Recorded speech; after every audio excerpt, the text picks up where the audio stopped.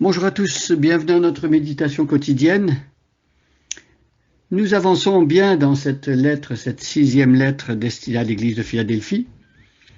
Nous en sommes arrivés aujourd'hui au verset 10 et dans cette lettre, on va voir, il y a 13 versets. Donc nous avons fait plus de la moitié de cette méditation sur la 6e église, l'église de Philadelphie. Et nous avons découvert que Jésus aime cette église, une église faible, une église sans trop de ressources, une église combattue. Et pourtant, Jésus ne méprise pas la faiblesse.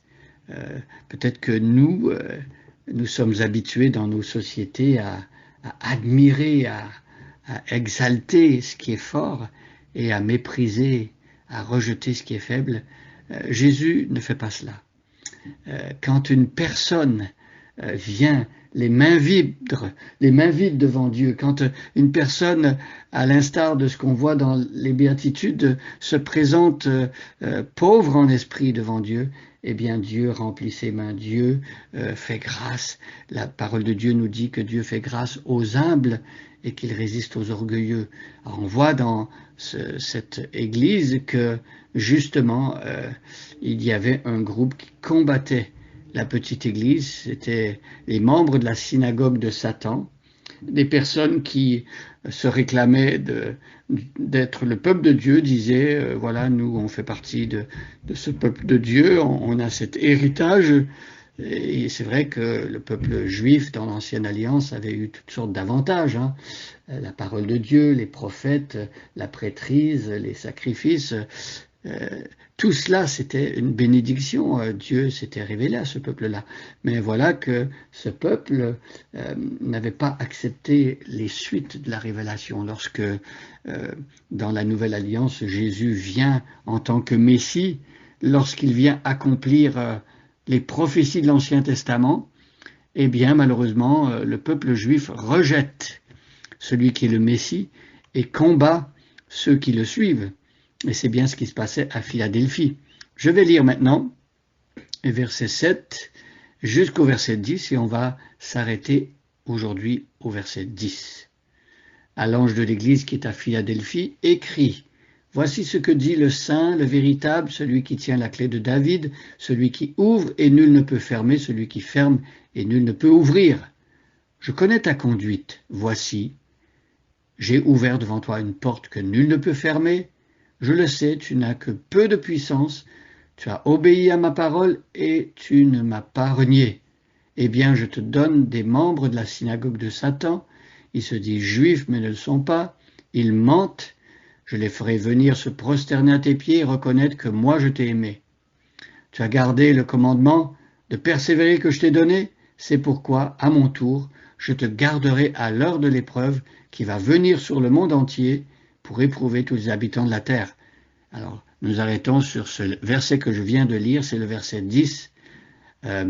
Mais avant, je reviens sur la fin du verset 9. Un petit bout de phrase qui est tellement significatif et tellement touchant. Jésus va venir faire se prosterner les ennemis du peuple de Dieu, les ennemis de l'église de Philadelphie. Ils vont être amenés à reconnaître que Jésus aime son église.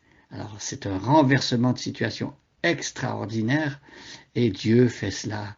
Dieu peut prendre le pire des ennemis et changer son cœur. On en a la preuve avec Saul de Tarse qui devient Paul, l'apôtre, le plus ardent défenseur de la foi chrétienne.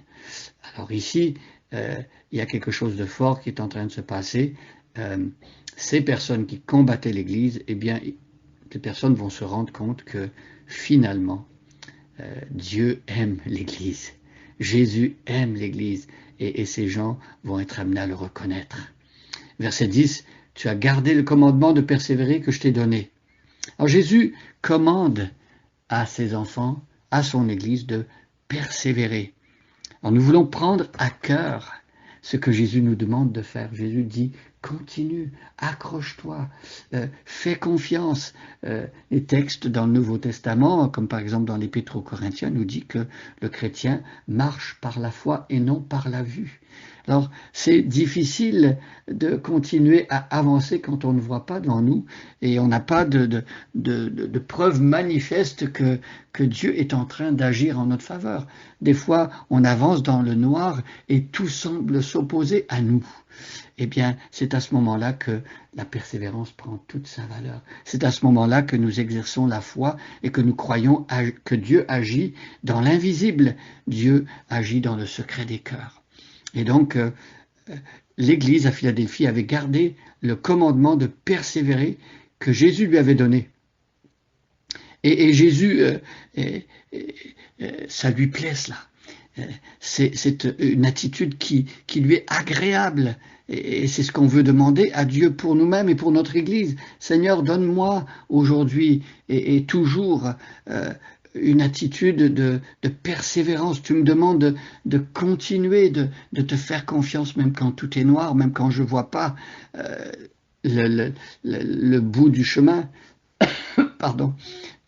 On est appelé à persévérer. Et ici, la deuxième partie du verset 10 nous dit que parce que cette Église-là a pris à cœur la parole de Dieu et la persévérance, eh bien, pour cette raison, le Seigneur Jésus dit qu'il va garder cette petite Église de Philadelphie à l'heure de l'épreuve. Pardonnez-moi. Eh bien, ça laisse supposer que l'Église de Philadelphie va encore subir des épreuves. Il y aura encore de l'hostilité de la part de la population. Mais ici, la promesse, elle est claire, elle est magnifique. Je te garderai à l'heure de l'épreuve qui va venir sur le monde entier pour éprouver tous les habitants de la terre. Il est question ici de jugement de Dieu, de ce qui nous attend dans l'avenir. Et ici, Jésus prévient l'Église de Philadelphie, mais il nous prévient à nous aussi qu'il doit venir sur le monde entier une épreuve pour éprouver tous les habitants de la terre.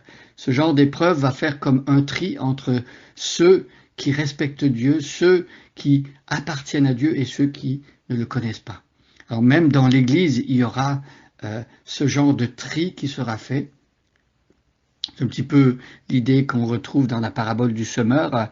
Il y a des personnes, la semence a été placée et extérieurement on a l'impression que toutes les terres sont les mêmes, mais au bout d'un certain temps, la véritable nature de chaque terre dans la parabole du semeur se fait connaître et dans certaines terres, dans certains sols, il y a justement un fruit qui pousse à maturité et dans d'autres, bien, c'est comme un avortement, il n'y a rien qui se passe.